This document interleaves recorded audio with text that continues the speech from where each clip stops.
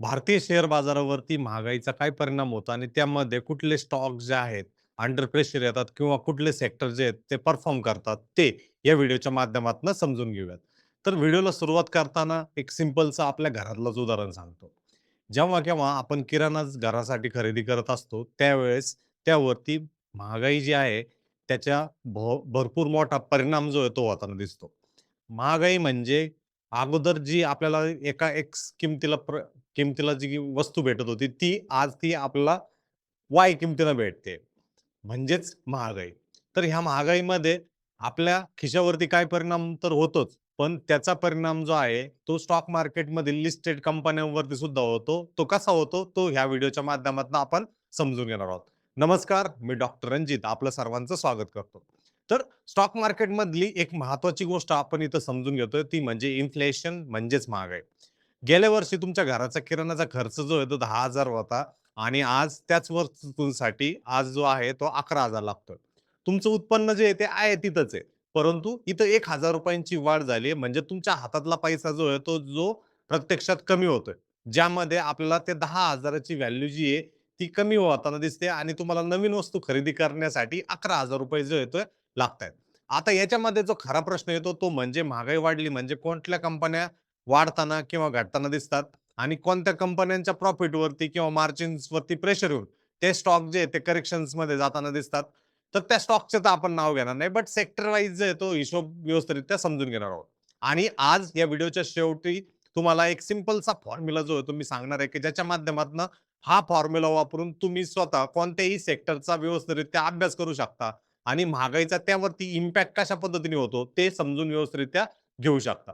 तर महागाईचा घरावरती काय परिणाम होतो, तो चॅप्टर नंबर 1 च्या माध्यमातून बघूया. तर इन्फ्लेशन म्हणजे फक्त महाग वस्तू का? नक्कीच नाही. तुमच्या घराचं मंथली इन्कम आहे, सगळे कमावते लोकांची संख्या आपण कन्सिडर जर केली, तर ₹50,000 तुमच्या घरामध्ये कमवले जात आहेत. पण महिन्याचा जर खर्च तिथं 40,000 असेल तर तुमच्याकडे फक्त किती उरतायत? 10,000 उरतायत आणि आता महागाई वाढलेली आहे आणि त्याच्यामुळं तुमचं जेवण महागलं झालंय, फ्युअल महाग झालंय, शिक्षण महाग झालंय, हेल्थ केअर महाग झालंय आणि त्याचबरोबर घरगुती वस्तू ज्या आहेत, त्या सुद्धा महागड्या झाल्यात. आता तुमचा खर्च जो आहे तो 40,000 वरनं डायरेक्टली 44,000 वरती गेलाय. पण तुमचा इन्कम जो आहे तो फिक्सच राहिला आणि त्याच्यामुळं तुम्हाला हाउसहोल्ड पर्चेसिंग पॉवरचा इथं प्रेशर जो आहे तो तयार होताना तिथं दिसतं. आणि इथूनच स्टॉक मार्केटची स्टोरी जी ती सुरू होते. कारण घराचा खर्च जर बदलला, तर कन्झम्पशन जे आहे ते बदलू शकतं आणि त्याच्यामुळं कंपन्या ज्या काही कामं आहेत, एफ-एम-सी-जी सेक्टरमधनं त्यांच्यावरती सुद्धा प्रेशर जो आहे तो येताना दिसू शकतो. चॅप्टर नंबर 2च्या माध्यमातून हाउसहोल्ड म्हणजेच एक कंपनी आहे, या माध्यमातून आपण समजून घेऊया. तर तुमचा खर्च म्हणजे कंपनीचा सेल्स आहे. तुम्ही दुकानात जाता, एक शॅम्पूची पुडी घेताय, एक बिस्कुट पॅकेट घेताय, मिल्क घेताय आणि कुकिंग ऑइल घेताय. पण तुम्ही जेव्हा पैसे खर्च करतात, तर तेव्हा ते कोणाच्यातरी कंपनीसाठी जो आहे तो रेव्हेन्यूच्या माध्यमातून जात असतं. पण महागाई वाढल्यावरती 2 गोष्टी होऊ शकतात. एक म्हणजे तुम्ही तेच प्रॉडक्ट जे आहे ते घेऊ शकता, पण कमी क्वालिटीमध्ये कारण किमती ज्या आहेत त्या ऑलरेडी तिथं जास्त झालेलं असतं. आणि दुसरी म्हणजे तुम्ही चीपर प्रॉडक्टकडे जाऊ शकता, जिथं तुम्हाला तो प्रॉडक्ट घेण्याऐवजी कमी व्हॅल्यूमध्ये तुम्हाला सेम कॉन्फिगरेशनचा बट त्या ब्रँडचा नसणारा प्रॉडक्ट जो आहे तो तुम्ही तिथं घेऊ शकता. आणि तिसरी गोष्ट म्हणजे काही नॉन एसेन्शियल वस्तूंची खरेदी जी आहे, जसं म्युझिक सिस्टम म्हणा, एखादा लॅपटॉप म्हणा, एखादी चैनीची वस्तू म्हणा किंवा एखादी गाडी म्हणा, त्या ज्या नॉन एसेन्शियल वस्तू ज्या आहेत तुम्ही बाजूला टाकू शकता. कारण ह्या खरेदी केल्यानंतर तुमच्या इन्कमला जो आहे तो चटका बसू शकतो आणि एक्सपेन्सेस जे आहे ते वाढताना तिथं दिसू शकतात. म्हणजेच काय?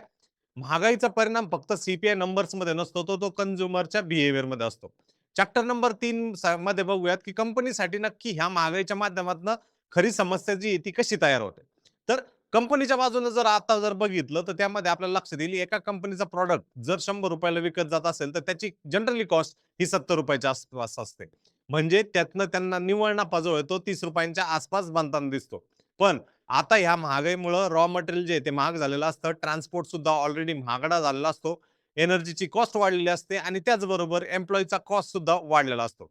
आणि त्यामुळं टोटल जी कॉस्ट जी आहे ती ₹70 वरनं ₹80 वरती जाते. आणि कंपनीने प्रॉडक्टची किंमत जर वाढवली नाही, तर त्यामुळं प्रॉफिट जो आहे तो ₹30 वरनं 20 येतो.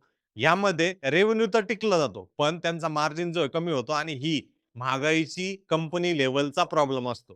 जनरली कुठलीही कंपनी ज्यावेळेस मार्केटमध्ये बिझनेस करत असते, तिच्या पाठीमागे एकच डोकं त्यांचं राहतं. ते म्हणजे त्याला काही मार्जिनच्या वरती प्रेशर न येणे. परंतु जर रॉ मटेरियल आणि त्याच्याशी तत्सम लागणाऱ्या वस्तूंमध्ये जर तिथं महागाईचा जर प्रॉब्लेम जर क्रिएट होत असेल, तर तिथंच कंपनीचा मार्जिन्सवरती प्रेशर येऊन लॉंगर रनमध्ये कंपनी जी आहे ती थोडीशी करेक्शन मोडमध्ये जाताना दिसू शकते. चॅप्टर नंबर 4च्या माध्यमातून मग याच्यामध्ये विनर कोण आहे ते समजून घेऊयात. तर आजचा सर्वात महत्त्वाचा कन्सेप्ट जो होतो चॅप्टर नंबर 4च्या माध्यमातून अंडरस्टँड करूयात. समजा एक कंपनीने जी आहे त्याची कॉस्ट वाढवली, पण तिचा ग्राहक जो आहे तो प्रॉडक्ट सोडायला तयार नाहीये. तो कंपनीने भलेही प्राइस एक ₹100 वरून 110 जरी केली असेल, मग कंपनी काही प्रमाणात वाढवलेल्या कॉस्ट कस्टमरकडे जे ती पास करू शकते आणि यालाच म्हणतात प्राइस पास थ्रू. म्हणून महागाईच्या काळामध्ये इन्व्हेस्टरने स्वतःला एक प्रश्न विचारला पाहिजे, या कंपनीकडे प्राइसिंग पॉवर आहे का? आणि जर ॲन्सर हो असेल, तर कंपनी महागाईला इतरांपेक्षा चांगल्या पद्धतीने हँडल करू शकते. पण याचा अर्थ असा नाही, की स्टॉक नक्की वाढेल, कारण बिझनेस चांगला जरी असला, तरी व्हॅल्युएशन जे आहे ते तिथं मॅटर करताना दिसतात. आता सगळ्यात महत्त्वाचा हाय व्हॅल्यू इन्व्हेस्टर फॉर्म्युला नक्की काय आहे, तो समजून घेऊया. आता कंपनीचा इनपुट कॉस्ट वाढतोय का? हे बघणं सगळ्यात महत्त्वाचं आहे. त्याचबरोबर प्राइसिंग पॉवर जे आहे, कंपनी प्राइस त्याच्या प्रॉडक्टची वाढवू शकते का?